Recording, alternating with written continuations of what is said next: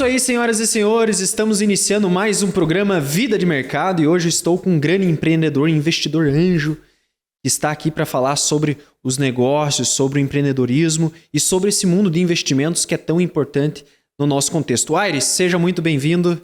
Super obrigado, meu cara. Estamos aqui para compartilhar. Aires, o pessoal aqui não te conhece, né? Eu gostaria que você se apresentasse, falasse um pouco sobre por que você começou a empreender, né? A tua trajetória, para que a gente possa conhecer um pouco mais a tua história. Joia, bacana. Eu começaria dizendo assim, acho que meu título mais nobre sou pai, sou dindo, eu hoje uso o meu tempo e a minha energia para ajudar empresas e empresários a crescerem, né? Como você bem falou, hoje eu estou à frente de alguns negócios, né? Eu sou empresário e sou considerado, assim como um monte de outras pessoas que eu admiro, um empreendedor serial, né? Alguém que vai identificando oportunidades e montando negócios que solucionem aquelas demandas, aquelas oportunidades, né? Então... E deixa eu te interromper. Em que momento você entendeu que é importante a diversificação? Ter vários múltiplos negócios. Em que momento que você entendeu isso? É para abrir o coração aqui? Vou abrir o coração. Eu adoraria te contar que teve uma super estratégia por trás, mas a diversificação veio um pouco da minha falta de foco no início da jornada empreendedora, né? Eu preciso confessar, porque é uma das grandes lições que a jornada me deu, foi foco, mas ao longo do caminho eu fui realmente entendendo, descobrindo e aprendendo com outros empresários antes de mim, outros multi-empreendedores, que era bem possível você ter uma carteira diversificada, de você ter um pé em negócios diferentes, em segmentos e mercados diferentes, mas de maneira que essas coisas sejam coesas, que elas se apoiassem numa carteira de investimentos só. Então o mundo dos investimentos, por exemplo, como você é especialista, sabe que diversificação é uma das estratégias ali para lidar com risco. E no empreendedorismo não é diferente, né? Então...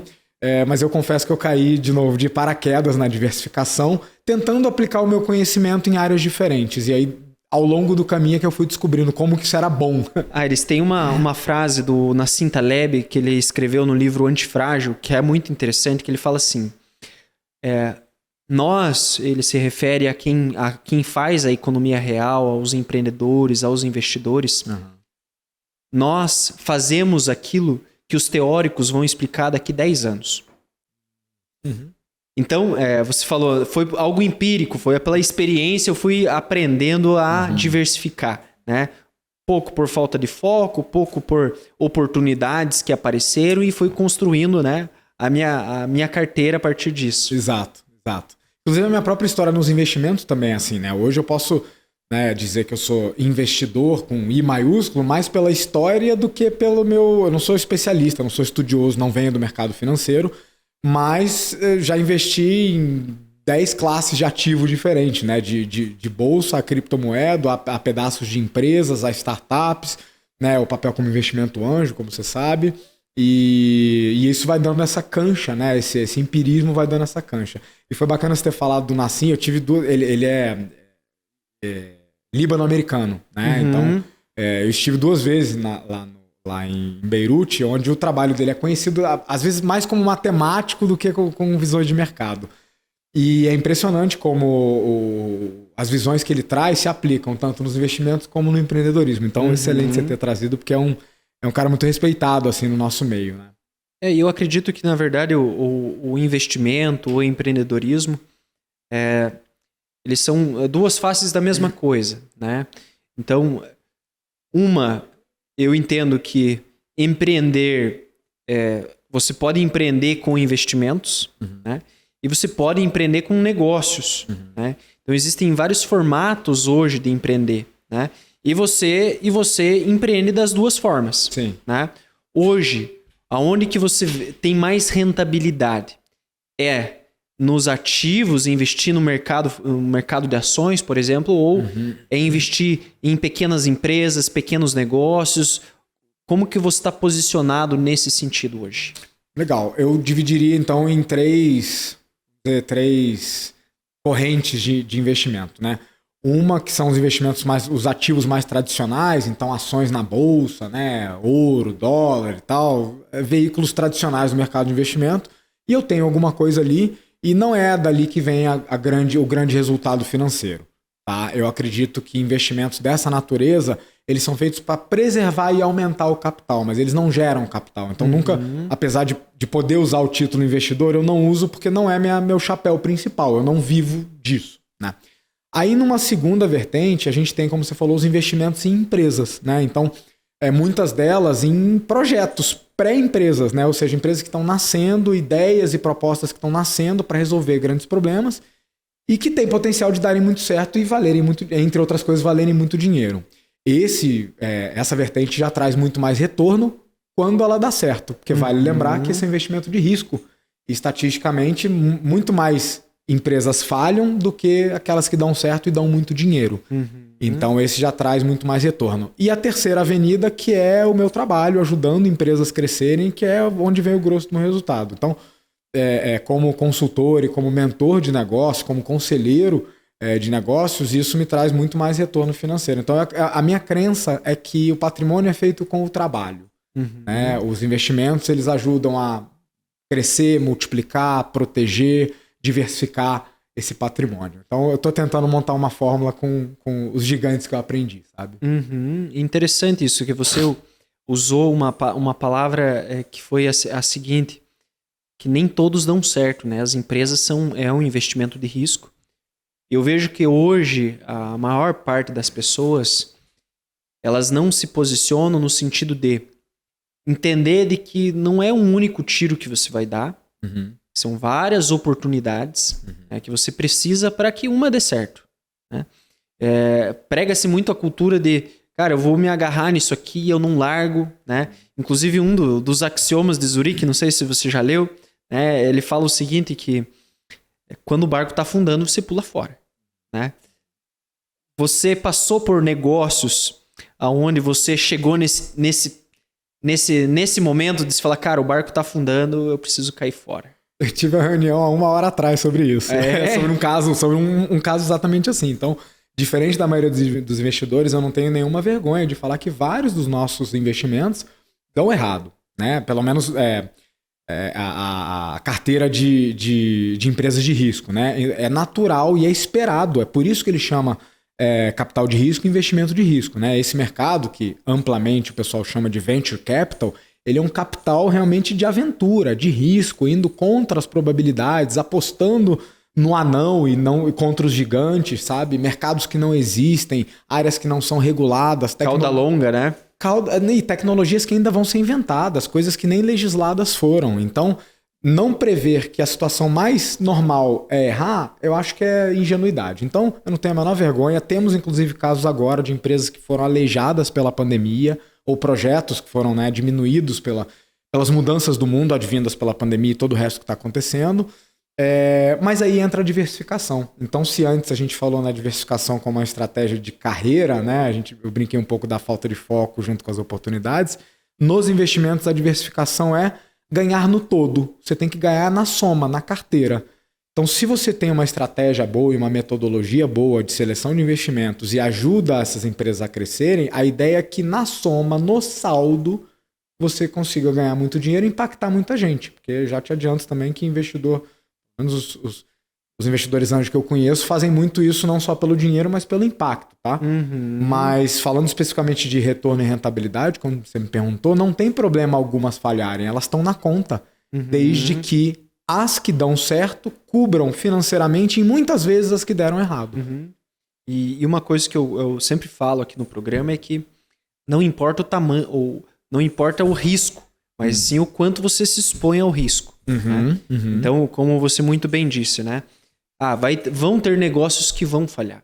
Sim. Então, é até meio contra aquele conceito de colocar os ovos em um lugar só, e cuidar deles com a vida, que é o que fala lá nos axiomas de Zurique, né? Se você tem uma cesta de ovos, coloque todos os ovos em um lugar só e cuide deles com a vida.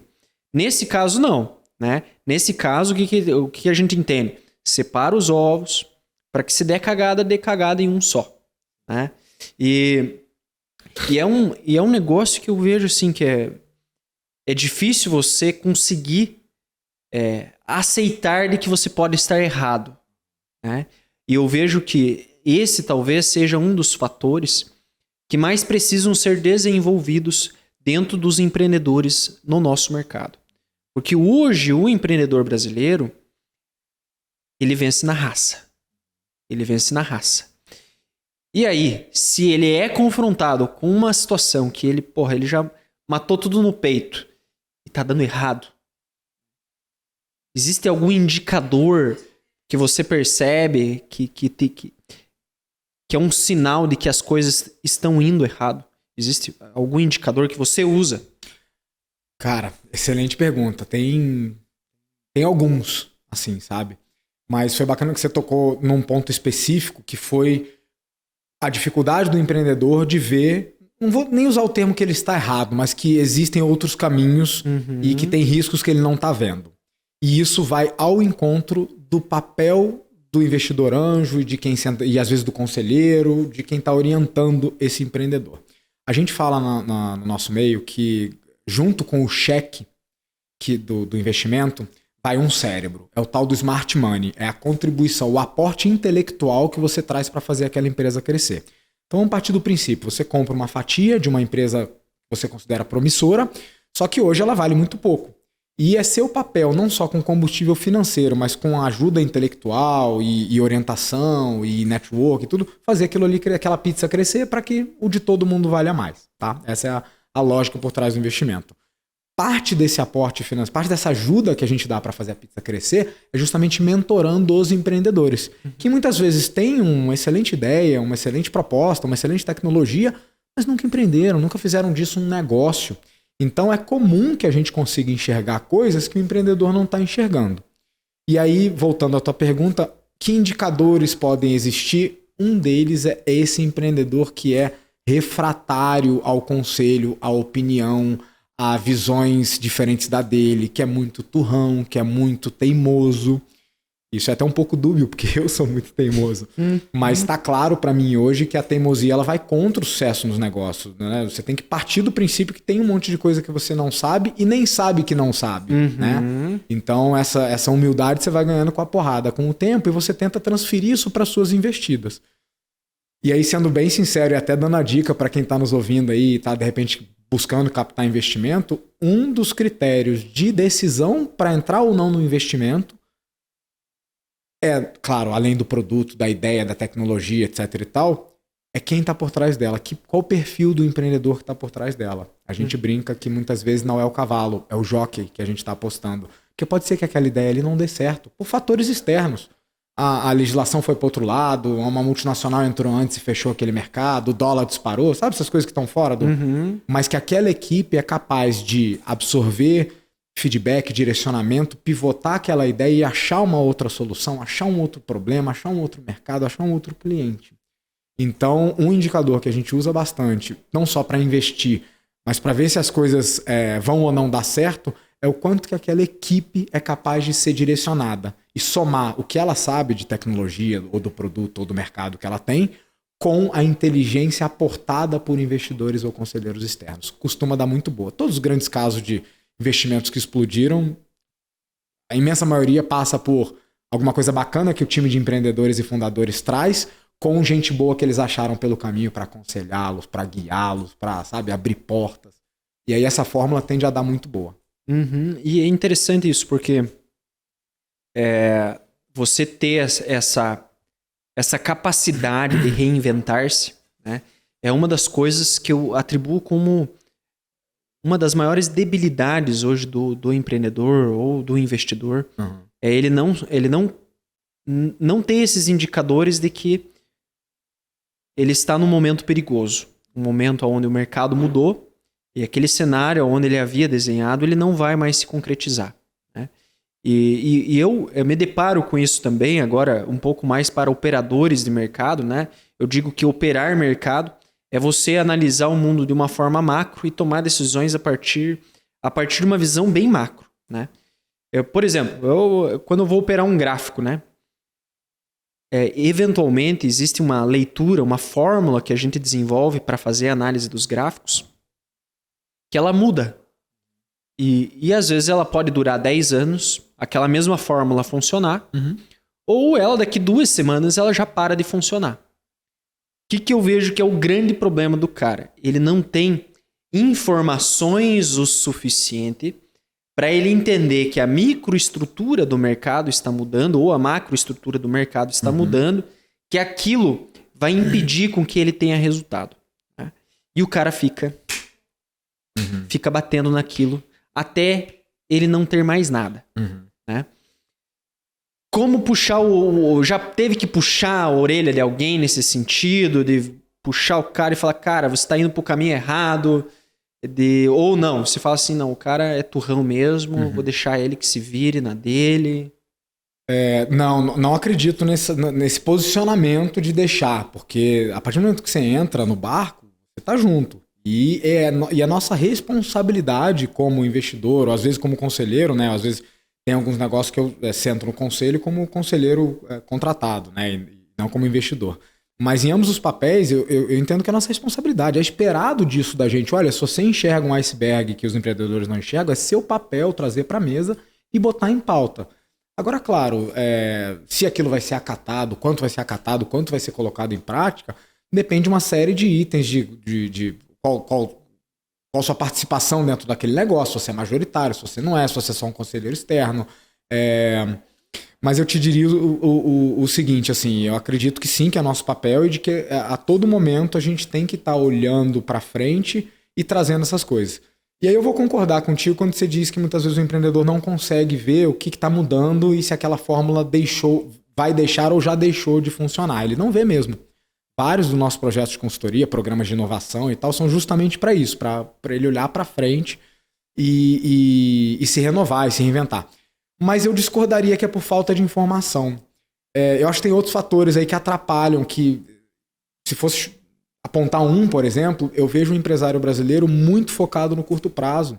Ele é um empresário operacional, ele é um empresário escravo do dia a dia, dos incêndios. A gente viu agora, num passado muito recente, um monte de empresas falindo e tantas outras prosperando.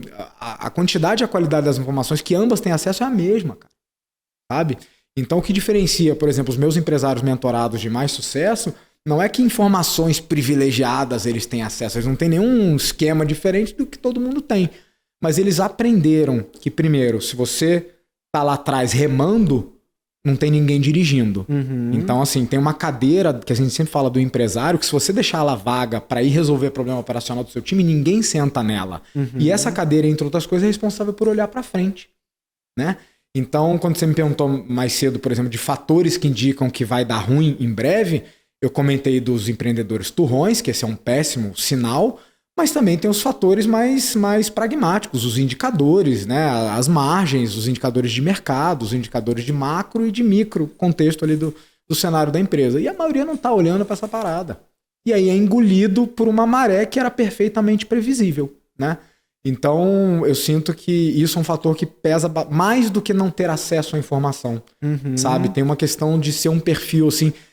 Existe uma romantização do empresário herói brasileiro, sabe? E aí tem algumas coisas nesse herói, assim, que eu não gosto. O primeiro é esse de que ele tem que resolver... O Rambo. É o Rambo. Resolve o operacional, apaga incêndio.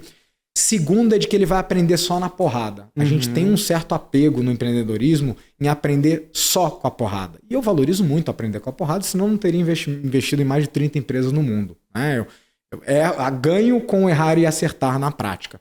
Mas você precisa parar para planejar, para pensar, para entender, para construir futuro, cara. Entendeu? Então eu falo para meus mentorados o seguinte, para os empresários. Bicho, vai ter uma versão futura da tua empresa daqui 5 anos. Alguma versão. A colheita é obrigatória. Agora, que versão ela vai ser depende das escolhas e das omissões de hoje. Do que você vai plantar. De planejamento, de futuro, de meta, de parceria, de estratégia. Só que você não tem tempo para isso. Você está cuidando do, sabe... Eu tinha empresário, cara, começou a mentoria, o cara descarregava caminhão, empresário, mas assim, de faturamento multimilionário, sabe? Que cobria a frente de loja, cobria a caixa quando tinha um problema com o funcionário. E isso parte do coração, porque o empreendedor brasileiro é muito raçudo, mas ele quer matar tudo só na raça, ele não se prepara, percebe? Então eu acho que esse é um fator que pesa muito mais. O empresário brasileiro, em geral, ele é mal formado como empresário, ele é solitário né? É um papel que ele é um desafio que ele tenta carregar sozinho nos ombros, né? E ele não consegue enxergar coisas que ele precisaria enxergar para ser um bom empresário. Ares, e será que esse é um fator? Assim, eu trabalhei na indústria, né, há um tempo e eu tive contato, né, com esse nível de planejamento, por entender que às vezes é melhor você não fazer do que você enfiar um caminhão de dinheiro no negócio que não vai dar certo. Total. Né? Então é muito melhor se perder 1 ano planejando um negócio que não vai dar certo do que se perder 1 ano gastando dinheiro no negócio que não vai dar certo. Né? Será que essa visão do cara, dele não planejar, dele não fazer isso, tem a ver com essa questão da influência, dele não conhecer outros caminhos? Ou você acha que é um negócio assim mesmo, não, é assim que funciona, é assim que eu faço para dar certo e vai dar certo?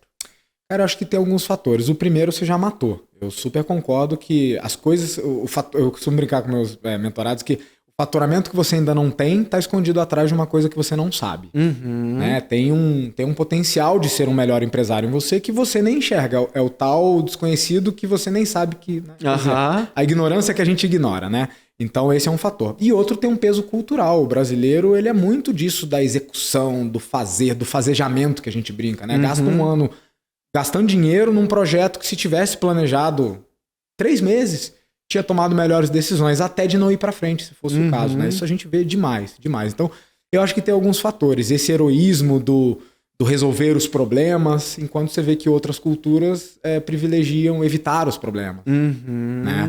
Então, você vê como que o Japão reage a terremotos, como que a Europa reage a crises, é diferente porque gasta-se muito mais tempo e energia em prever o problema, em entender o problema, em estudar o problema, em se preparar para o problema, do que em matar ele no peito. Né? Então, e a gente gosta dessa coisa de matar no peito, né? Você falou do herói. Então, acho que a gente tem esse apego, assim, e isso atrapalha. E o outro, como eu falei, é a falta de formação. Quantos empresários você conhece que se formaram e se prepararam para ser empresários? Eu não estou falando da faculdade de administração porque isso não forma empresários. Pouquíssimos. Por que para ser um bom médico são 10 anos de formação e um mínimo ali de experiência, residência, não sei o quê? Por que para ser um bom advogado também, 5 anos de faculdade, mas não sei tanto tempo, né?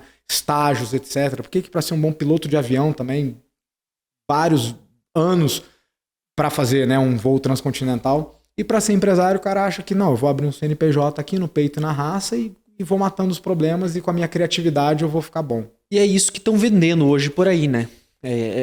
Você vai tomar uma pílula e amanhã você já sabe executar, e se você não souber, você está fora do mercado, né? Agora a gente tem um problema sério, né? Porque o mercado não quer mais esperar você demorar 5 anos para você fazer a faculdade, e mais 5 anos para você ter a prática, e mais 10 anos para você começar a dar resultado. Meu amigo, não tem 60 anos para você começar a produzir um negócio. É isso aí. Né? É para ontem, a gente já mudou, aquele negócio que se lançou ontem já está obsoleto. Né? E aí a gente tem um problema realmente sério, que é como que a gente resolve isso. Né? A gente tem... E eu gosto muito de problemas porque problemas trazem oportunidades. Né? Trazem muitas oportunidades. E você já pegou uma bucha dessa que você falou assim, cara, tô de olho em um problema do mercado, há algum tempo já estava mapeando um problema de mercado e você falou, cara, eu vou investir nesse negócio porque ele é interessante. Aí eu faço uma pergunta como investidor anjo. Né? Cara, total. Primeiro, como empresário, encaixar essa velocidade que o mercado precisa no curto prazo, mais um plano de longo prazo, que é o que precisa para grandes resultados aparecerem, é uma batalha diária. Né? Então, eu não tenho fórmula mágica para isso. A minha visão como empresário é velocidade no curto prazo, faz o que é possível com o que você tem dentro das possibilidades, dos recursos, e testa e erra. Isso eu aprendi muito com a indústria de startups, né? Com o segmento de empresas ágeis, com o Vale do Silício. Né? A gente faz imersões e leva empresários para alguns polos no mundo, e Vale do Silício respira essa cultura do ande rápido com o que você tem e erre mais cedo para aprender mais cedo e acertar mais cedo. Ao mesmo tempo, o mercado prova continuamente que grandes resultados requerem consistência, requerem continuidade, Grandes impérios não se constroem da noite para o dia, e mesmo empresas exponenciais só chegaram onde chegaram, às vezes, depois de 10, 20 anos, né? Você pega as Big Techs hoje. Né? Então, para mim é isso. Como investidor, a mesma coisa. Eu levo a mesma lógica de que dentro da mesma carteira, do mesmo portfólio de investimento, eu tenho que ter algumas apostas que olham para o curto prazo, que precisam se rentabilizar em pouco tempo. Dependendo até do mercado, você precisa ganhar o mercado primeiro para ter chance de sobreviver, enquanto que outras apostas que são para o futuro. Então, dando exemplos, né? Na minha carteira, eu tenho apostas em startups de educação, que é uma necessidade que já está clara, que já tem demanda no mercado, que, né, software de educação complementar, educação tecnológica. Então, isso não é uma aposta mais de longo prazo, já tem mercado para isso. Ao mesmo tempo, no mesmo portfólio de investimento, eu tenho apostas em meio ambiente, resíduos, cannabis, coisas que assim, a gente não tem muita clareza para onde que o mundo vai, mas de que existem tendências, né, energia, né, existem tendências apontando cada vez mais de que aquilo ali vai ser um grande mercado, e quem chegar antes bebe uma água um pouco mais limpa. Né? Você precisa estar posicionado no mercado para na hora que a maré vem, você estar melhor posicionado. E aí vai um pouco de estudo, de experiência, de aprender com os outros, de errar e acertar e de estar monitorando, como você falou, a hora de manter o investimento é a hora de tirar o pé. Já não faz mais sentido, não quero, né, continuar exposto a esse risco, como você falou. Tem uma frase de um grande gestor que eu trabalhei com ele, o Rubens Campos, até se você estiver me acompanhando, Rubens, vou parafraseá-lo. Ele falava o seguinte: faz rápido, erra rápido, corrige rápido. E, cara, quando ele me falou isso, foi muito dolorido pra mim, cara. Foi duro, cara. Porque ele falou pra mim, assim, no momento onde eu tava passando por um problema com um cliente, a gente precisava resolver uma situação, e eu passei o problema. Não era minha responsabilidade o problema. E eu passei o problema pra frente para que ele fosse resolvido. E o problema não foi resolvido no tempo que precisava. E aí eu cheguei pro diretor, o Rubens Campos, cheguei e falei pra ele: Rubens, a situação não foi resolvida. Assim, assado, tal, tá com tal pessoa, assim. Ele olhou pra mim e falou assim: quem que é o responsável? Sou eu. Ele falou: então faz rápido, erra rápido, corrige rápido. Só que não foi assim nessa mansidão. Desse jeito, com essa polidez. Né? Cara, e assim, foi um negócio, cara, que eu fiquei chateado assim por várias semanas, cara. Eu tinha que falar com as pessoas a respeito daquilo, eu tinha que desabafar, sabe? Porque eu falei: cara, como assim faz rápido, erra rápido, corrige rápido? E aí, cara, depois com o tempo, eu fui começando a entender, né? Que ele me deu uma porrada ali naquele momento, e sem eufemismos, né? Sim, E, cara, foi um grande aprendizado pra mim, né? De entender de que corta o dedo o mais rápido possível, cara, para fazer o curativo e começar a dar vazão para a próxima atividade, né? Porque tem atividades que às vezes você despender energias para resolver aquele problema, faz o mais rápido possível, sem muito milindre, né? É o mínimo viável. E eu vejo que muitos negócios falham também por essa falta de praticidade, simplicidade mesmo, né? De querer ser muito detalhista, querer controlar muitos detalhes. E aí o que trava o planejamento muitas vezes. O cara começa e vê: puxa, esse detalhe eu não sei, esse eu não sei, esse eu não sei. Sabe como a gente chama isso no mercado de gestão? Agilidade. Essa é a habilidade de uma empresa de conseguir progredir para frente, mesmo com informação limitada, com algum nível de risco, mas dela conseguir progredir. Por quê? Porque a gente está acostumado a uma cultura ou de detalhamento ou de adiamento. Então essas são duas coisas que paralisam uma empresa. Ou ela empurrar o problema até ele ser um incêndio, e aí volta aquela história do bombeiro, matar no peito, resolver os BOs, nossa falta de planejamento, ou achar que planejamento tem que ser um negócio ultra detalhado, que eu preciso de todos os detalhes antes de começar a andar. E não é aí que está a resposta. As empresas mais ágeis do mundo são aquelas que trabalham com as informações que ela tem, com o risco que está estabelecido e combinam de dar um passo curto e reavaliar no final desse passo. Né? Então a habilidade que a gente dá o nome que a gente dá para essa habilidade das empresas é agilidade. A habilidade de conseguir identificar uma necessidade de mudança e programar um mínimo de um teste, uma validação, uma confirmação de hipótese, sabe? Sem que isso ainda seja um grande compromisso, né? Um grande plano, um grande detalhamento, porque só confeccionar o plano já consome recurso pra caramba. Né? Então, essas empresas usam métodos que a gente chama de métodos ágeis, que são muito mais propensos a você fazer ciclos menores de validação, ciclo menor de produto, ciclos menores de lançamento, aprendizado com o mercado. Quer ver uma mancada tradicional na hora de lançar produto? É ficar 1 ano com ele dentro de casa, lambendo com seus especialistas em marketing. Cara, o mercado, quem valida produto é o mercado. O mercado já provou isso, quem valida produto é o cliente. Quem disse o negócio é bom é o indicador de vendas, sabe? E às vezes a empresa se perde justamente isso, tentando chegar no produto perfeito, no lançamento perfeito, só que ela deixa para testar todas aquelas hipóteses 1 ano depois que ela já enfiou milhões naquilo ali. Já tá sem fôlego. E aí lançou a mercado, e aí que ela vai conhecer de fato se algum cliente gostou daquilo, pensou da maneira como ela imaginou que ia pensar. Então não há pesquisa, não há prévia, não há simulação tão boa quanto ir a mercado e validar com um cliente. Então essa agilidade, essa capacidade das empresas se transformarem mais rápido, pensarem em ciclos menores, em produtos, em ações mínimas viáveis, ela é muito necessária hoje, Daniel. Você falou uma coisa muito importante, ciclos menores, né? Poxa, isso é muito importante. Você fatiar o negócio, né? Essa capacidade de você fatiar e entender, fazer amostra, né? Amostra na prática, fazer amostra, pegar amostra. Poxa, agora sim, agora eu posso criar um produto maior, né? Um produto mais bem desenvolvido, ou pensar produtos em etapas de desenvolvimento, né? E é muito interessante isso.